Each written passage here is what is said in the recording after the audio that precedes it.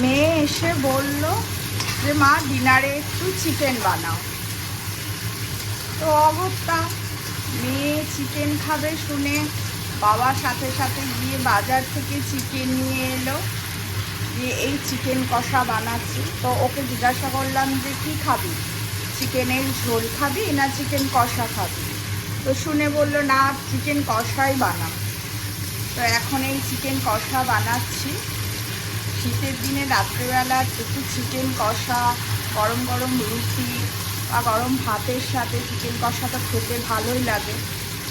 তো সেই হিসাবে এই সব কিছু রেডি করে নিয়ে এখন চিকেন কষা বানানো হচ্ছে মেয়ের আবদারে। আর মেয়ে বলবে আর সাথে সাথে বাবা নিয়ে আসবে না, এটা তো হয় না। আর যখন তখন হঠাৎ হঠাৎ করে এ আবদার শুরু করে বাবা আর মেয়ে মিলে।